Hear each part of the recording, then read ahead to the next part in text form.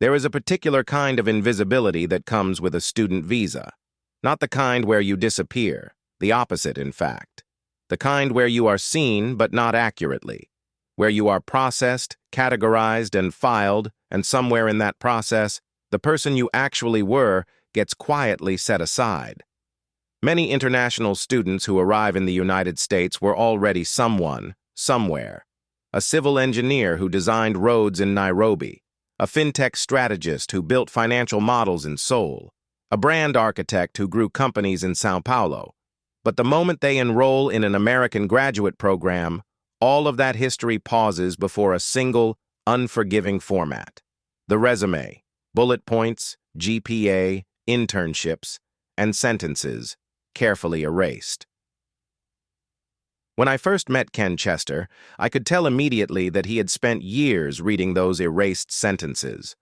The founder of OPT for Humanity speaks in a way that moves without warning between immigration policy and individual story, then back again, as though he has had to become fluent in both languages just to do his work.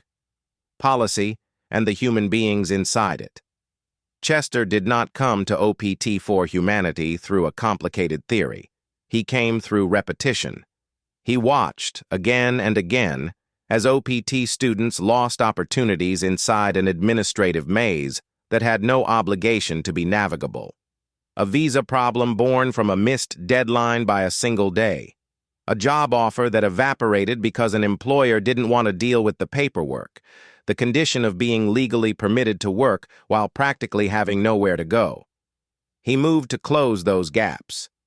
But the longer he worked, he told me, the more he understood that the problem lived somewhere beyond the paperwork.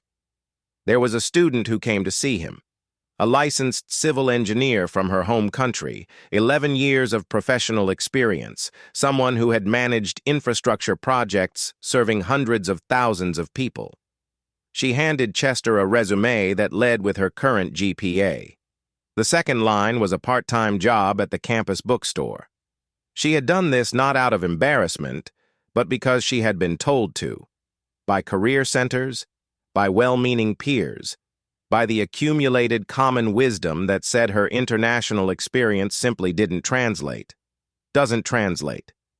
Chester told me that phrase has always felt wrong to him. Not that the experience can't be translated, he said, but that the system trains people to stop trying before they begin. I had been looking at the same problem from a different altitude.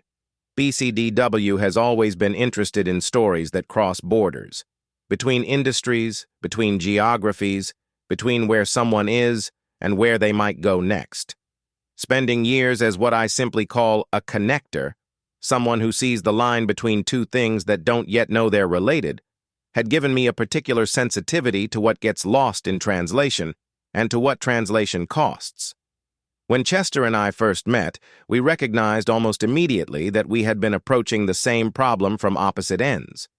So we built something together, an event we called horizontal collectives, not vertical, not hierarchical. People connecting not by climbing toward each other, but by finding themselves on the same plane. The name stuck with both of us long after the event ended. When we began talking about a formal collaboration, I was the one who suggested we return to that name. The full title, Horizontal Collectives, Where Global Talent Meets Local Ambition. Chester thought about it for a moment. What he liked about it, he said, was that it didn't frame talent as something in need of rescue. It assumed an encounter, two things meeting, and in that meeting, something being made. What we are building together is called the Global Human Talent Portal. It begins with an intake form, the standard resume format used by most institutions to process international talent is, when you look at it honestly, a structural act of erasure.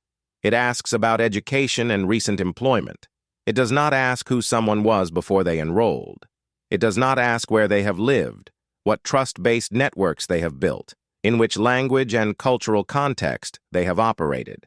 It does not ask whether the person standing in front of you has spent a decade working inside the very market that an American company is currently paying a consultant to help them enter. The form we are designing asks differently. It starts with skills and interests outside the declared major, then moves backward to professional titles and roles held before arriving in the United States, to the countries and cities where that work was done, to the professional networks built there, and to the nature of those networks. It asks whether someone is interested in short-term freelance projects or in serving as a connector or consultant between global companies and local markets. It asks about interest in the O1 visa, in employment-based green card pathways, and in volunteer participation in social impact projects. This form is not a questionnaire. It is a space where erased sentences are allowed to be written again. The second stage is matchmaking, not the algorithmic kind that generates lists, but the kind that requires human judgment, the recognition of a connection that isn't obvious until it suddenly is.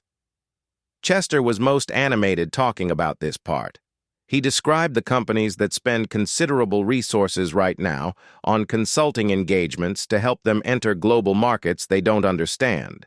And he pointed out that somewhere in that same company's New York office, or standing in line at an OPT processing center, there is a person who spent 10 years working inside that exact market.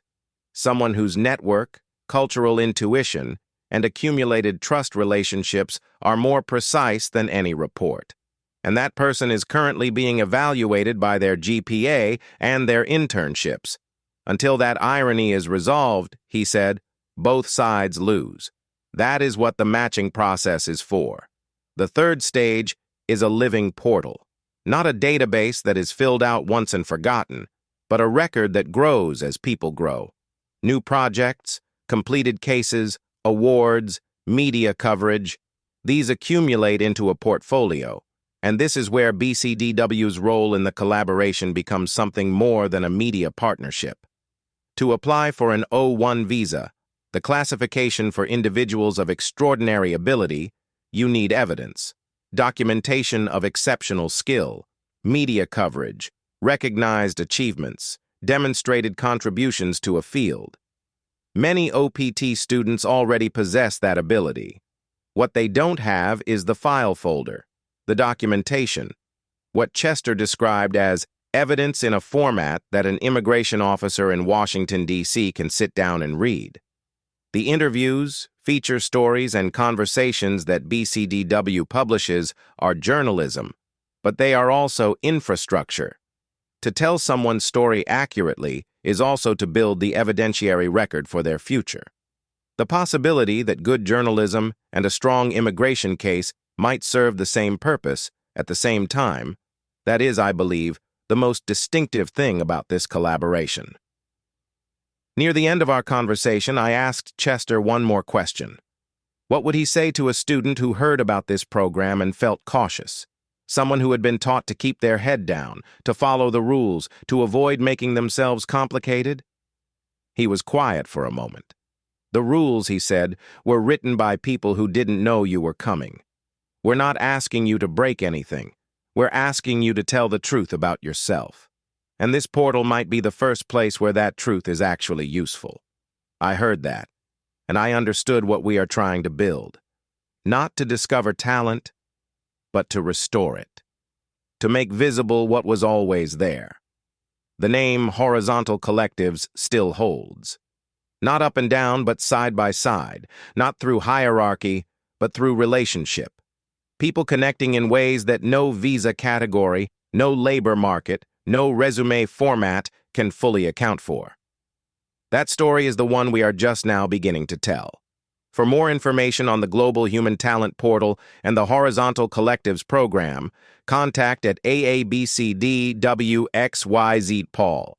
Joseph J. Kang is the publisher of bcdW magazine. Ken Chester is the founder of OPT for Humanity.